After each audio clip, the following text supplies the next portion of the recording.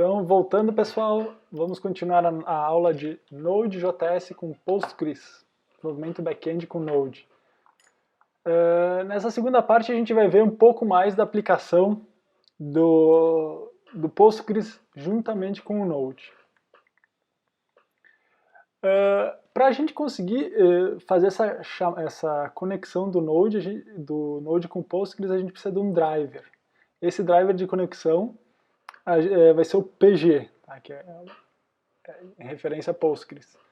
A gente vai ver um exemplo de criação de tabelas e exemplo de queries dentro do Node. Tá? A parte de banco a gente já viu na outra aula, na outra parte da aula, então aqui eu já suponho que você está com o banco criado. Tá?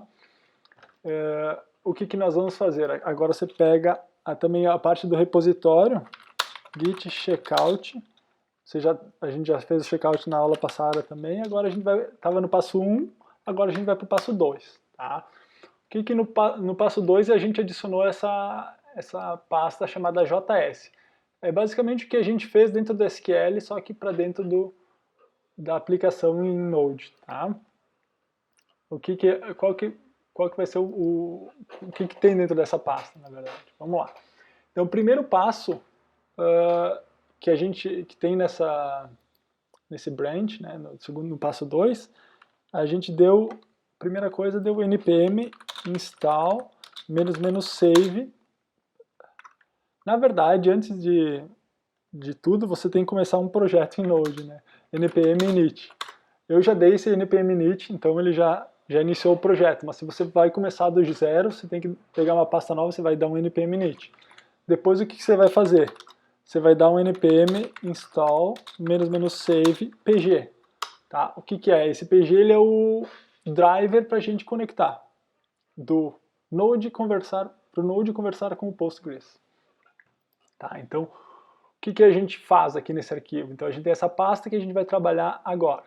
O primeiro arquivo é o database.js. Tá? Ele está com underline justamente para ele separar, porque ele é um arquivo de configuração.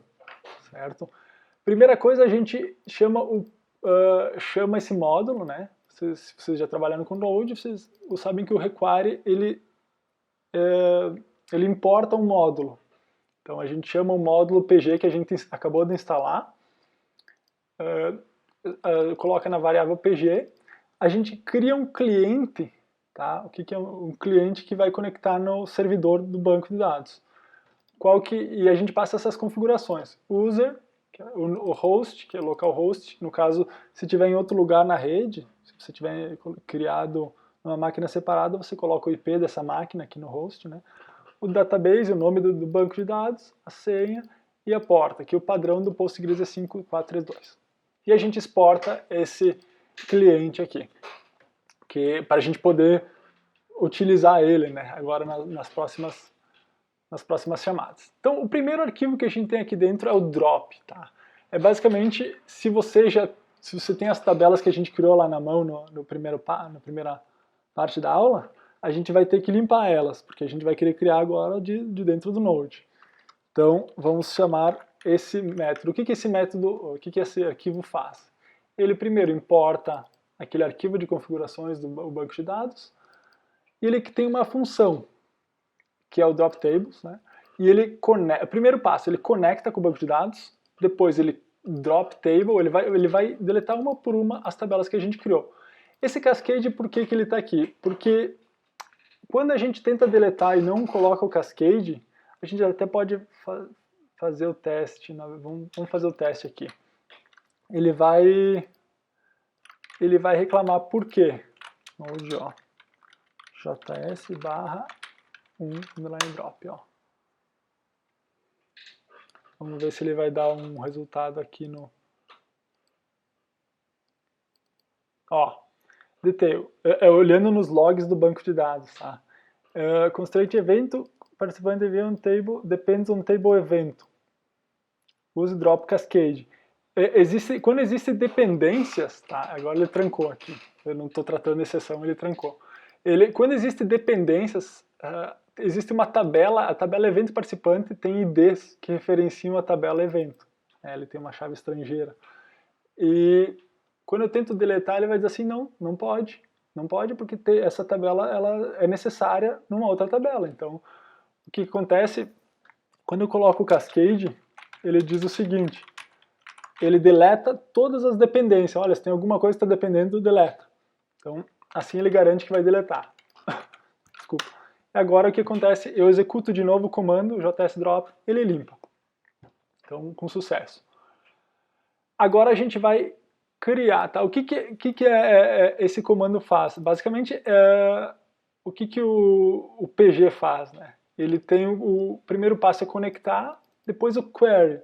O query é nada mais do que o que a gente estava trabalhando lá, tanto no console quanto lá no Windows, a gente só tem que jogar os comandos aqui para dentro.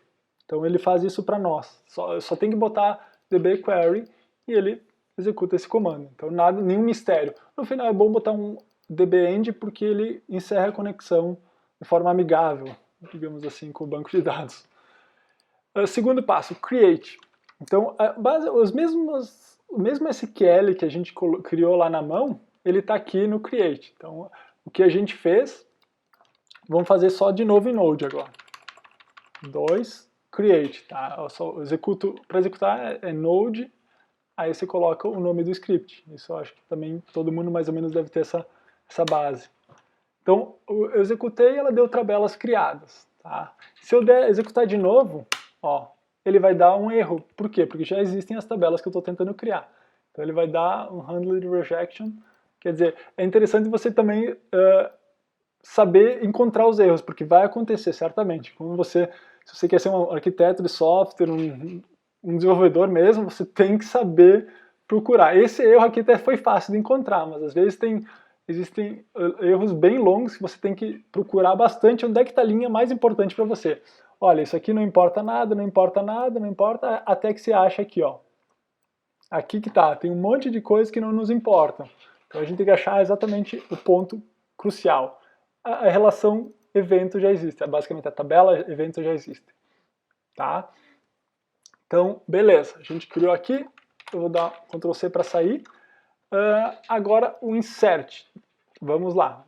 O terceiro passo basicamente seria os passos que a gente fez aqui no insert. Tá?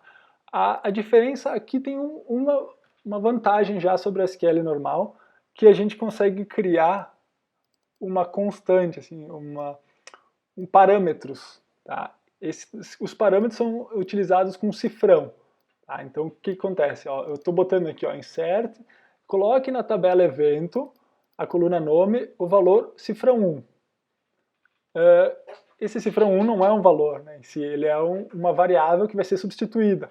Tá? E como é que a gente substitui? Então a gente utiliza da mesma forma, db, que a gente portou lá, né? Query, a gente passa query evento e substitui sempre com um array. Tá? Em Node, arrays são assim. Tá?